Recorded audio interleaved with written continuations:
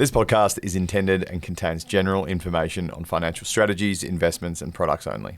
Whilst Luke and I are both licensed financial advisors, we don't know your personal circumstances, goals, or objectives. We highly recommend that you reach out to your financial advisor or investment professional to discuss any of the topics that we've covered today before taking any action. Our full disclosure, copies of our financial services guide, and additional information about Seneca Financial Solutions and Bold Wealth can be found in the show notes. Hello, and welcome to another episode of Wealth and Toil. My name's Luke Laretive. I'm from Seneca Financial Solutions. And as per usual, I'm here with the modern man of Tasmania, Dylan Pargiter-Green. DPG, how are you, mate? I'm good, mate. I'm good. What's going on? You're like a role model to young men in Tasmania. That's what I've decided. You're like the spiritual and emotional leader down there. When I walk the streets of Hobart City, people just look at me and they go, that guy knows Luke Laretive. And that is something to be desired. Well, there's only one man I hold in closer esteem than you, and that is the young man, Ben Richards, who's joined us from Seneca today. Ben, good to see you, mate. Afternoon, gentlemen. Good to be back on the show. It's been a little Imagine if Ben could come down to Tassie and walk the streets. Like just the absolute. The women would just lose their mind. There'd be a sort of a riot type sort of scenario. Oh, 100%. I mean, look, if anyone's out there looking for a young stud portfolio manager, take a man now. He's got himself a girlfriend, which we all know is your first mistake. Look, this podcast isn't about that. All right, so let's because I could go on a real roll here. All right, let's get are we out of talking about? What's going on? Okay, we've got Benny here because we're gonna do smalls. Specifically Australian small caps today, which Benny and I have been ranting and raving about for ages. But we've used your recent significant investment in the Seneca Australian Small Companies Fund as a catalyst to do it with Wealth and Toil and talk a little bit about what we're up to and why people would want to invest in smalls and maybe why you might want to do that with Seneca. But I thought, Dill, maybe as a place to start, just talk us through generally, forget about us for a sec, but why someone would want to allocate to smalls and not just say buy big blue chip Australian companies. And secondly, I suppose, why you think it's important to use an active manager rather than a passive strategy in small. Well, I mean, I think to a degree, we've covered this topic before. The big reason for me and the reason that we have it in clients' portfolios, but the reason that I have it as a significant portion of my own portfolio as well is alpha. So chasing outperformance on what is effectively a relatively steady market and fairly overweight, top-heavy market in Australia. So I think that my view of the small caps market is that there's incredible opportunities within that market to find quality, valuable, high profit companies with a long timeline and a long roadmap for growth. And at my stage in life, I'm in my 30s. I'm planning on investing for probably the next 50 or 60 years. Fingers crossed I make it that far. But I want growth at this stage, and I want alpha. I want performance, and where I think that there is still benefit in buying some of those really blue chip companies for different clients. It's not where I'm putting my money. So amongst the illustrious Seneca fund, I have allocations to smalls, Australian and globally, because I think that by comparison valuations are really attractive, and it's the area that I see there to be capacity for outperformance. As a secondary, just that timeline horizon, small caps are generally more volatile, so you do see more ups and downs in that market, but you pay for that in terms of, you get the reward for volatility in terms of taking on risk and investing for long term. We're long-term investors, so that's why we do it. It's because there's good opportunities for growth. Yeah, I think it's underrated, I suppose. I think by a lot of people, the benefits that smalls can have. I think just practically about it. If I put my asset allocator hat on, I look at a bank, or I look at a Transurban, or probably 15 of the top 20 companies on the ASX, which make up 40% of the index that you're investing in at that level, and they're businesses that just fundamentally cannot grow faster than inflation by the nature of what they do on a 10 or 15 year adjusted basis. So if you are a long-term investor and you would like returns above inflation, buying a bank share or buying an ASX 20 company, the chances are you're not going to generate through the cycle returns above inflation, because those businesses just don't grow that fast. So, not that that's the only way to make money. Obviously, they can re-rate as they have as that. That means we pay more and more for the same dollar of profits. But I don't want to hang my hat on as a long-term investor on people being incrementally more, or expecting people to be to value incrementally more a dollar of earnings from the same company. I want earnings. I want the earnings to go up 20% and the share price to go up 20%, not the earnings to go up 2% and the share price to go up 20%. That's just having a higher valuation for the same thing for no reason. So, and I would argue is not sustainable and will mean revert in due course. That is, I think, precisely the thing that we're seeing around the world. Record valuations in the top end of markets. There's still a lot of value in a lot of these companies inherently in the stability and the size. And I mean, you only have to look to some of the companies in the US to see the eye-watering valuations that are being traded on. But we use Google every day. Most of us use Microsoft products every day. So those businesses are growing at 20 and 30% per annum. So I think the difference between US mega cap and Australian mega cap, as I scratch my eye because the hay fever is killing me, is that is that exact fact. Our large companies are growing at 0 to 5% per annum. But the PEs have blown out by 10 and 15 points. Way to cut my Sorry, punchline there, mate. Yeah, well, that's a hot topic to me. It's a hot issue. Look, hot issue.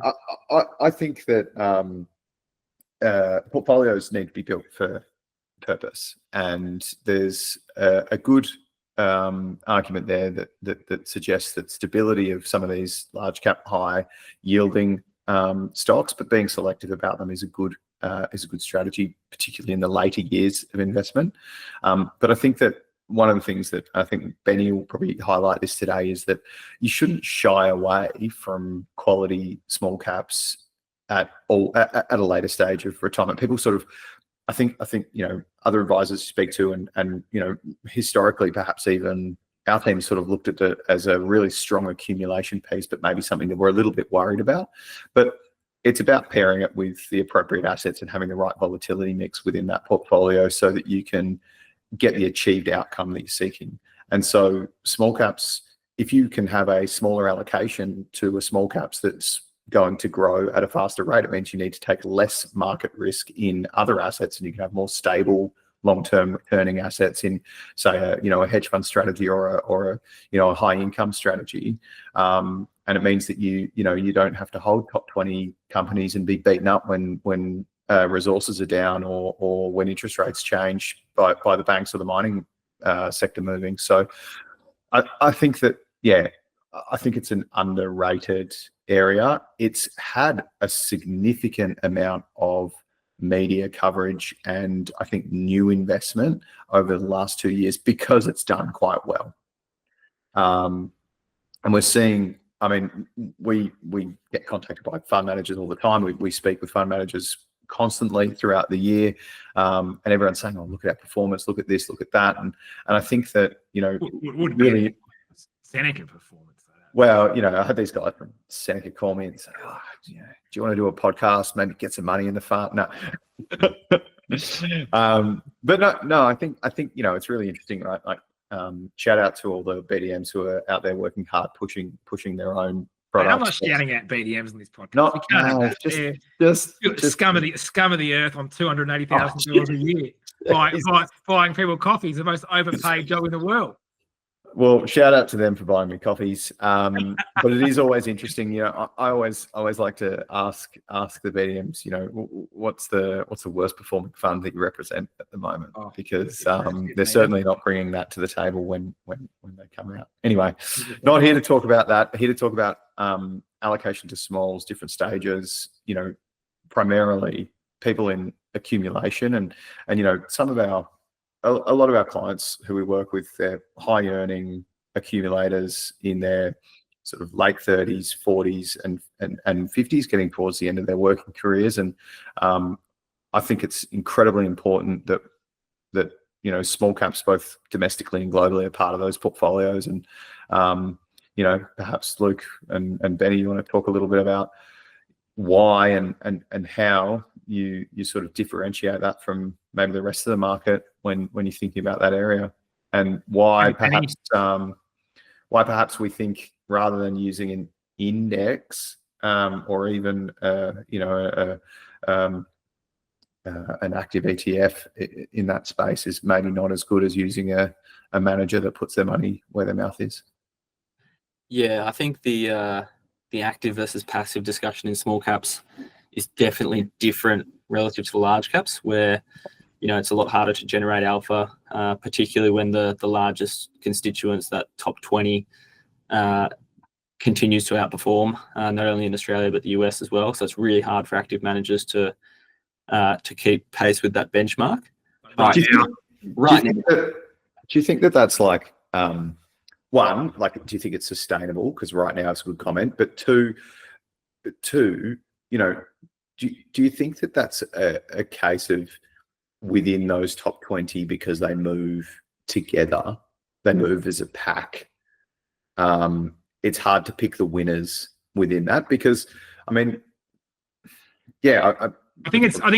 think generally speaking, though, those on our index, international is sort of a bit different, but let's just keep the conversation to Australia.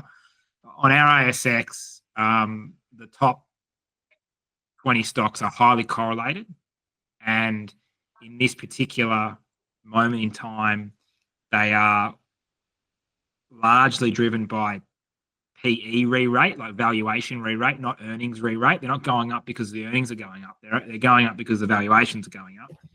And so why are people buying them and continuing to bid them higher?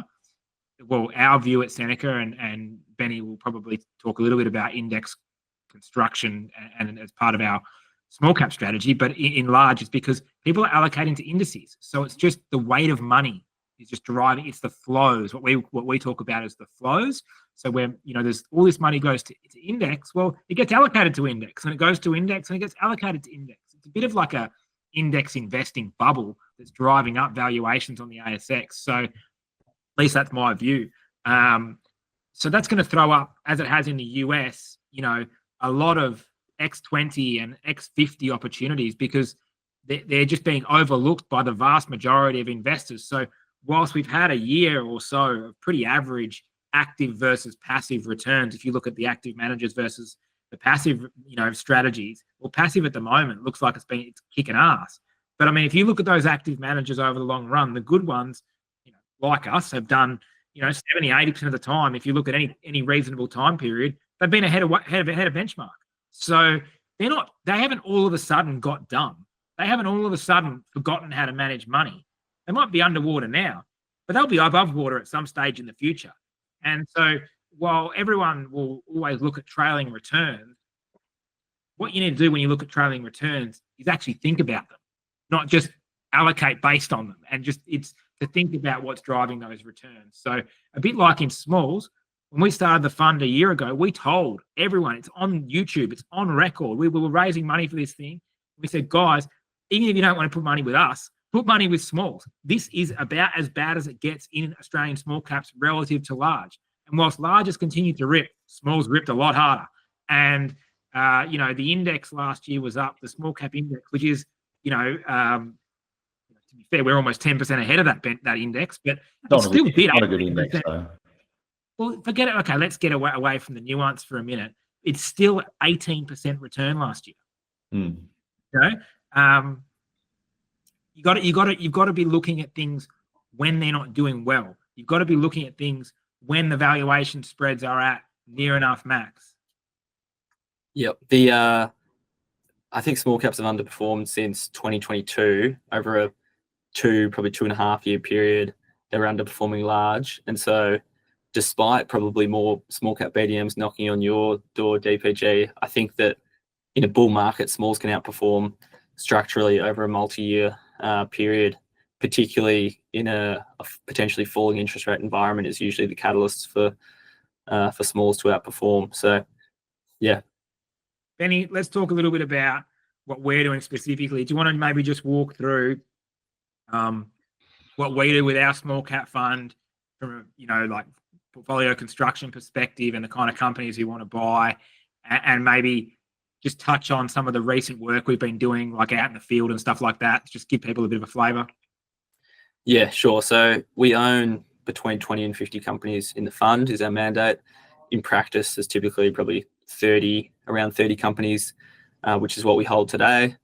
They're spread across a mixture of sectors. So unlike the large caps, which is really dominated by banks and resources, the small caps universe is a lot more diversified across industrials, technology, all kinds of different businesses that have their own unique value propositions and set of economic drivers rather than just, is the iron ore price going up?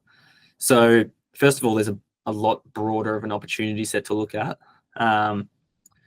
And typically what we're looking for is good quality companies that aren't necessarily super risky as the common perception is about small caps. Like some of these businesses have been around for, 10, 20, 30 years and continue to kind of have growth drivers today. So yeah, it's definitely a lot better quality when you selectively screen, but I think you do need to do the work and figure out which are the good companies, or at least the ones that are in our universe to invest in.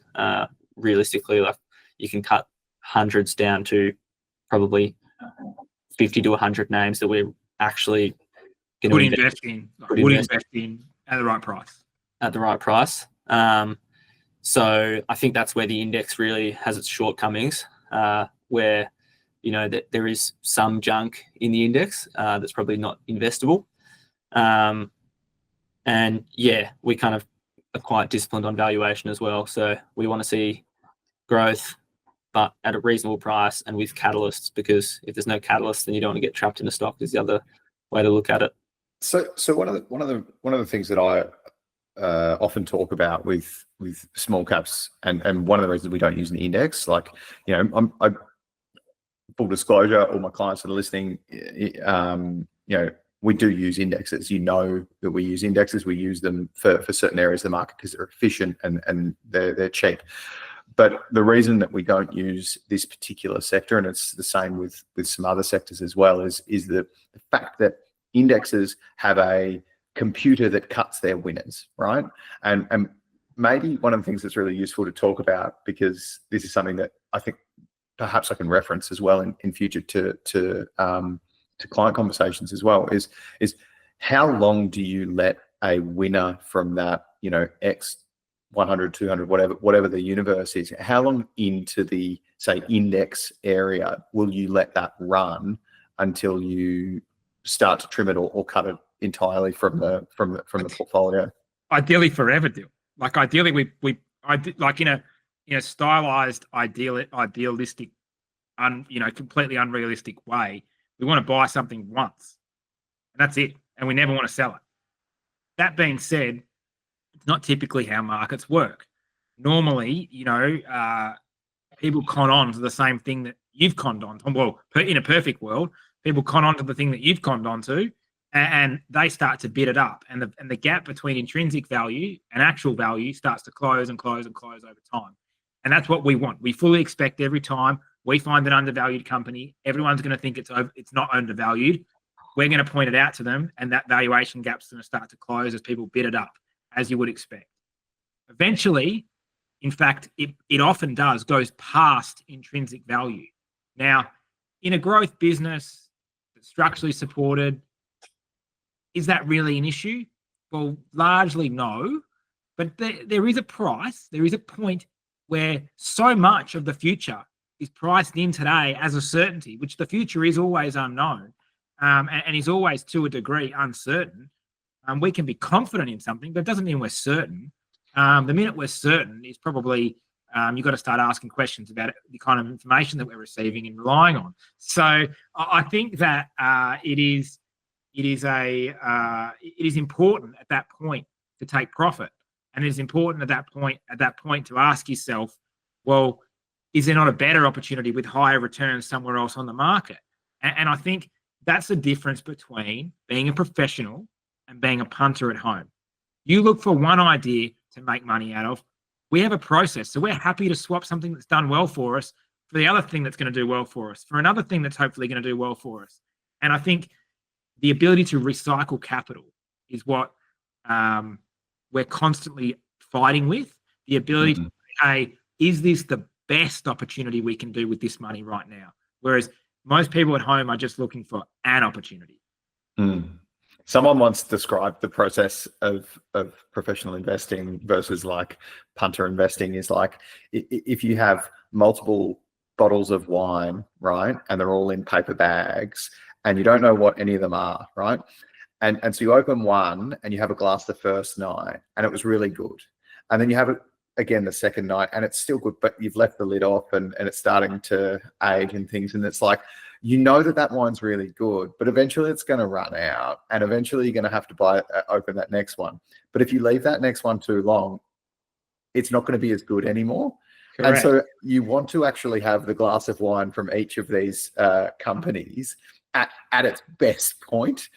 And if you don't know if you don't know what the bottles of wine are, you're going to be less worried about picking and choosing, and you're unlikely to fall in love with something because it doesn't have a name, it doesn't have a brand, it doesn't have a, whatever it might be. And I think that, again, certain sectors, but specifically this, like, I think that the ability to be objective, and because you're buying for, you're investing for others, you don't fall in love with companies and stories in the same way that someone else might.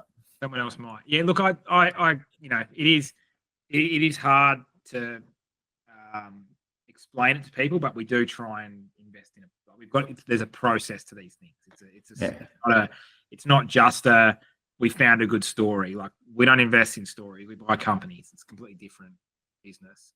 Benny, can you talk a little bit about maybe just use an example? I don't know what stock you want. You pick your stock. I actually don't care. But about what we're doing, how we would find an idea and then how we would maybe build conviction in that idea over time.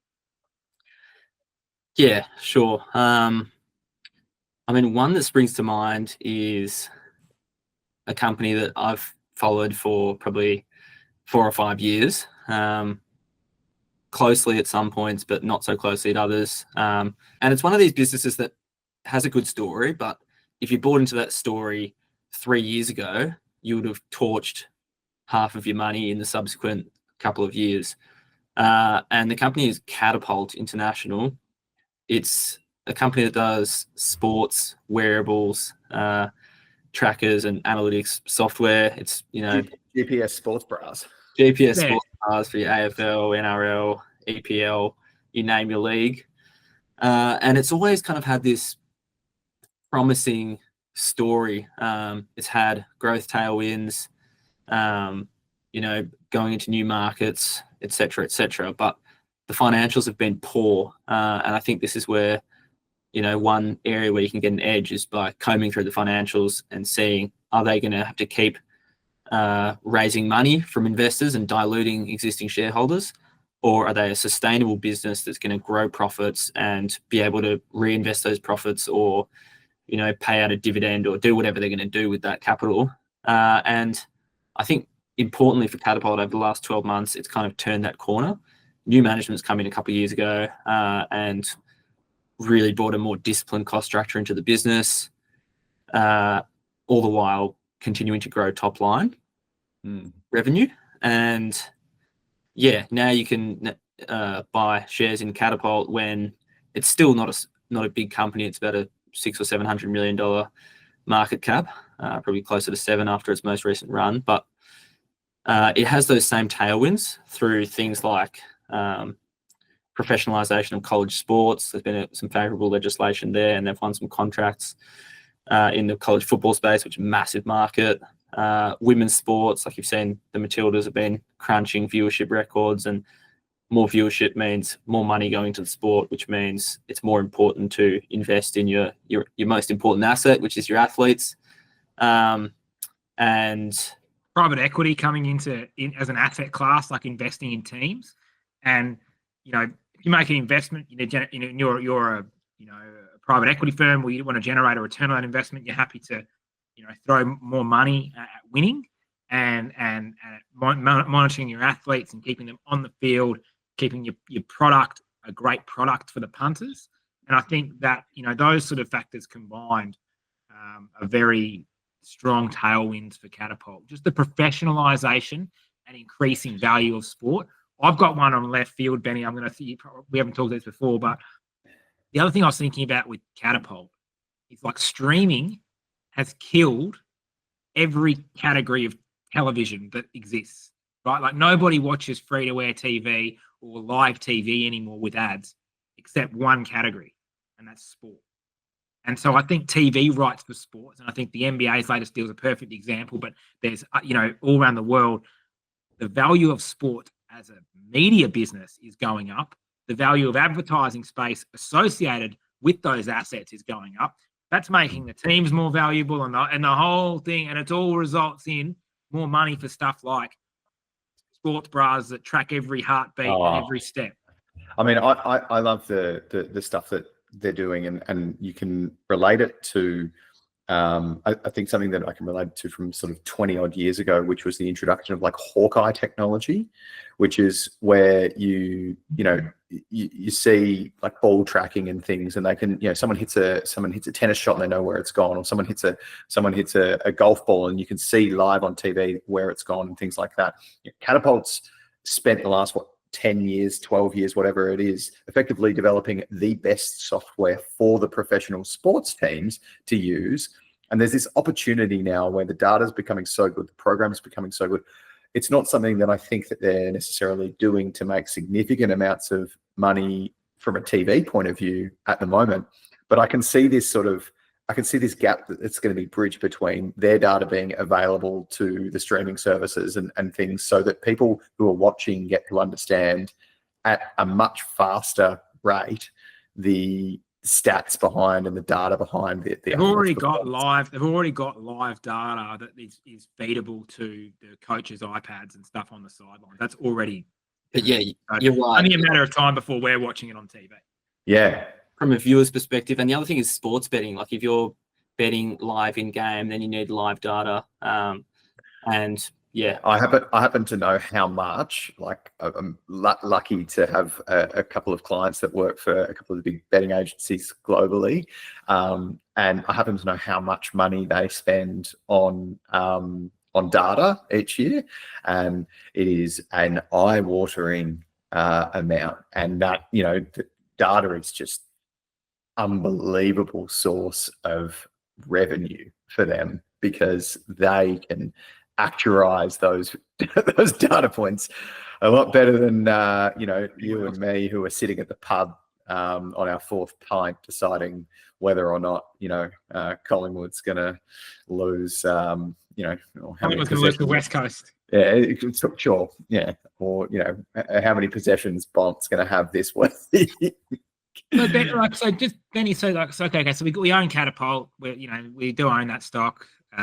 We do. Interestingly, one of the key reasons, I don't own Catapult stock directly, but I do through the Seneca Wholesale Small Caps Fund, and it's because I can't be bothered deciding when to sell it. Hopefully, it runs forever, and we never do. but we're telling you about this now at $2.61 a share when I just had a quick look at it. Like, what did we pay for this, Benny? I can't remember, but it was low. It wasn't like $2 a share. Like it was. Yeah. I think average. So, price. I think the point here I'm trying to make is that I suppose, we've done this work and figured out that it's worth more than what it's trading at back then. And no one else had done yet. And then they've had 2 earnings reports since then, and now trading update, today. And it's just going to keep going. We're not going to be selling this stock anytime soon. But I do just think that, it's hard. It's going to be hard for someone to sort of replicate what the work that we do at home. It just is. I mean, we can give you tips till the end of time. I could put my whole portfolio up, today, and the reality is it'd only be good for about 6 or 8 months, and then you can't, you can't replicate the process. So it's kind of pointless. Might make some money.